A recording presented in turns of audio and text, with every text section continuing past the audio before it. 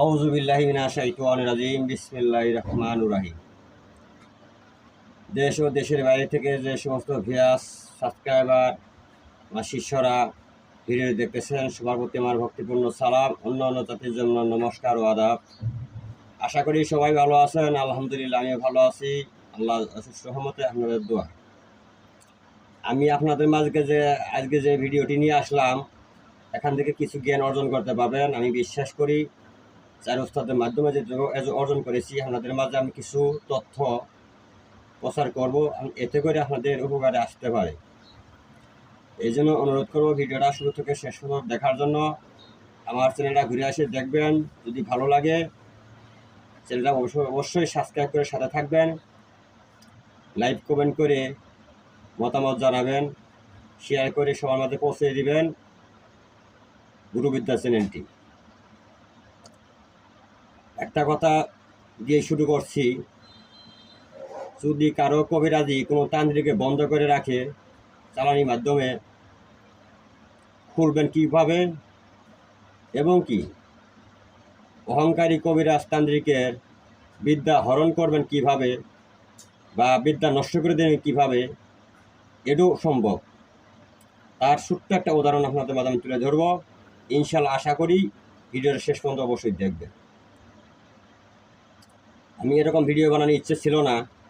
আমার চার ওস্তাদ একই প্রকার আমাকে শিক্ষা দিছে যে কখনো কারো ক্ষতি করবে না, কারো পিছিয়ে লাগতে যাবে না, কখনো অহংকার করবে না। আমার এই শিক্ষা নিয়ে আমি আসি। আমি কখনো নিজে পরিচয় দিই না যে আমি কবিরাজি জানি, এই কথা কখনো আমি নিজে মুখেও বলি না।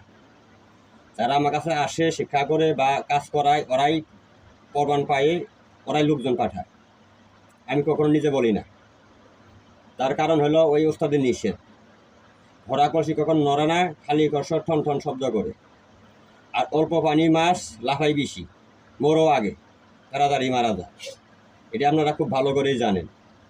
দেখবেন যে কিছু কিছু তান্ত্রিক বাইর হয়েছে, অল্প কিছু বিদ্যা জানে, যার তার সাথে সমালোচনা করে, যা তার পিছিয়ে লাগে লাগার কারণে নিজে শুনি, নিজেই এটাকে নিয়ে আসে। তেমনিভাবে আমার সাথে একজন লাগছিল, লাগার পর অনেক ইতিহাস আছে, অনেক ঘটনা ঘটে গেছে মাঝখানতে। সে আমার পিছিয়ে লাগার পর প্রথমেই চিন্তা করলাম, ওজন করে দেখলাম সে কত পার্সেন্ট কবিরাজি জানে। কবিরাজ কিন্তু 200% পর্যন্ত অর্জন করতে পারে মানুষ, তান্ত্রিকটা। সে মাত্র 25% জানে, আসন থেকে যেটা জানতে পারছি। তারপর আমি 1.5 লক্ষ দিন চালান করছিলাম আমার শিষ্যদেরকে। সে অসুস্থ, সাধন ভোজন যা কিছু আছে সব নষ্ট হয়ে গেছে। ওকে আমি বলবো, তুই পরীক্ষা করে দেখ, তুই নিজে যদি গণনা করি দেখতে পারস, কার মানুষের খবর, নিজে মনের খবর নিতে পারস, তাহলে নিজে গণনা করে নিজে দেখ তুই কোন পর্যায়ে আসস, তোর কাছে তোর বিদ্যা কাজ করে কিনা।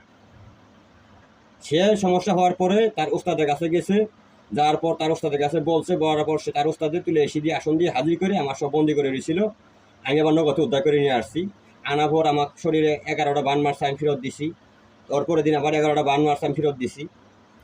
আমাদের ধর্ম হলো ইসলাম ধর্ম, আর আমাদের ধর্মে একটা নীতিমালা আছে। রাসূলও বলছেন যে কখনো কারো উপরে, মুসলমান হিসেবে কারো উপরে আঘাত করবে না, আক্রমণ করবে না। যদি কেউ আক্রমণ করে তার পরবর্তীতে তাকে পাল্টা জবাব দিতে হবে। এটা আমাদের মুসলমান হিসেবে, ধর্ম হিসেবে এই কাজটা আমি করে থাকি।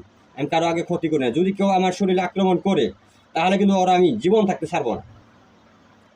আল্লাহ পাক আমাকে সাহায্য দান করছেন, আমার সাইজ উস্তাদের দোয়া আমার সাথে আছে। ইনশাআল্লাহ লাস্টে তার ওস্তাদের কাছে যাওয়ার পর তার ওস্তাদে আমার জিনগুলো বন্দি করছে, ছুড়ায় আনছি, আমাকে বারবার বান মারছিল, ছুড়ায় আনছি। তারপর আমার ওস্তাদকে জানালাম এই ঘটনা। পরে ওস্তাদ শিষ্য মিলিতভাবে যা করার করছি। যে আমার পিছনে লাগছিল সে তো আগে ধ্বংস হয়ে গেছে, তার কবিরাজি সাধন নষ্ট হয়ে গেছে। সে নিজেও এখন অসুস্থতা ভোগ করতেছে, হতাশ হয়ে আছে। আবার মনে করেন যে তার ওস্তাদের কাছে যে যাই এগুলো করাইছে, তার ওস্তাদ সেও বিদ্যা হারাইছে। তার কোনো বর্তমানে বিদ্যা সাধন ভোজন কিচ্ছু নাই, কোনো কাজ করবে না। তবে নতুন করে যদি কারো কাছ থেকে ঠিক করে নিয়ে ভবানী শক্তি তার ভিতরে অবশ্যই কিছু হলেও আছে। যদি নতুন করে কারো কাছ থেকে অনুমতি এজাজত নিয়ে যদি শিক্ষা বা শুরু করে কাজ করে, তাহলে কাজ হবে, কিন্তু না ঠিক করা দ্বন্দ্ব কাজ হবে না। এই জন্য আমি আমার শিষ্যদেরকে বলবো, কখনো আপনারা কারো অহংকার করবেন না, কারো বিষয়ে লাগতে যাবেন না। যদি ইচ্ছাকৃতভাবে কেউ লাগে তাকে কিন্তু ছাড়বেন না। আমি এজাজত দেওয়ার সময় কথা বলে দিই, কারো ক্ষতি করা আমাদের উদ্দেশ্য না। আমাদের উদ্দেশ্য হলো মানুষকে সেবা করা। আমরা সঠিক শিক্ষা করব, মানুষের সেবা করবো, এটাই হলো আমাদের উদ্দেশ্য। যাই হোক, অনেক কথাই বললাম। যদি এতে কোনো রাগ করে থাকেন, কেউ ভুল বুঝতে থাকেন, ক্ষমা সুদৃষ্টিতে দেখবেন। আর কবিরাজিটা হলো মূর্খ লোকের জন্য কবিরাজি না। আপনি নিজের নামও যদি লিখতে না পারেন, তাহলে আপনি মন্ত্র লিখবেন কীভাবে, মন্ত্র পড়বেন কীভাবে, আরবি লেখা কবচ লিখবেন কীভাবে। আপনারা যাচাই বাছাই করে দেখবেন কে শিক্ষিত, কে মূর্খ, কে জ্ঞানী, কে অজ্ঞানী। আর যে অজ্ঞানী লোক সে বেশি বেশি কথা বলবে, মূর্খ লোকের কথা বেশি, সাফাই সাফাই বেশি, কিন্তু কাজে কর্ম নাই। আপনারা এই দিলে লক্ষ্য করবেন, সব দিকে যাচাই বাছাই করেই পড়ে আপনারা শিক্ষা করবেন। আমার কাছে আসতে হবে বলি নাই, যেখানে মন চায় সেখানে শিক্ষা করেন, যাচাই করে দেখবেন। এটা আমার শেষ কথা। আর যদি কারো বিদ্যা নষ্ট করে থাকে তান্ত্রিক কবিরাজে, তাহলে আমার কাছে আসবেন, আমার ঠিকানা অনুযায়ী আসবেন, আমার স্ক্রিনে নাম্বার দেওয়া থাকবে, যোগাযোগ করে আসবেন। আমি মাত্র 5 মিনিট টাইম দিবেন। 5 মিনিটের ভিতরে ইনশাল্লাহ আপনি ওই নষ্ট কবিরাজি ফেরত নিয়ে এসে দেবো। আপনি এখানে কাজ করবেন, ফেরত পাওয়ার পর কাজ করবেন, পরীক্ষা করে পরে এখান থেকে চলে যাবেন। ইনশাল্লাহ আমি এটুকু গ্যারান্টি দিতে পারি, কেননা এবং আমি 8-10 জনকে এই নষ্ট কবিরাজি সংশোধন করে দিয়েছি ইনশাল্লাহ।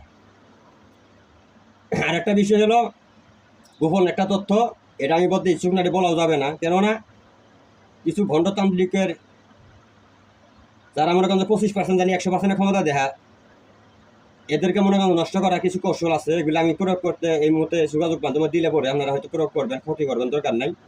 যদি কেউ এরকম শিক্ষা করার প্রয়োজন হয় আমার সাথে যোগাযোগ করবেন। আস্তে আস্তে ধাপে ধাপে আপনাদেরকে গিয়ে আমি শিক্ষা দিয়ে দেবো, অবশ্যই মন থেকে বলছি। তবে লক্ষ্য রাখবেন, মূর্খ থেকে সাবধান, অজ্ঞানী থেকে সাবধান। যদি কেউ এরকম ভুক্তভোগী কেউ থাকেন, যারা কারো যদি রচনা ভার থাকে, জাগ্রত করতে পারতেছেন না, আসবেন, আমি নগদ সাগ্রত জাগ্রত করে আপনাকে দিয়ে দেবো। পরীক্ষা করে নেবেন, কাজ করে রেজাল্ট পাই, পরে এখান থেকে চলে যাবেন ইনশাল্লাহ। তাই ভিডিও লম্বা করতেছি না, কোনো ভিডিওতে আবার আসবো। সবাই ভালো থাকেন, সুস্থ থাকেন, আল্লাহ হাফিজ।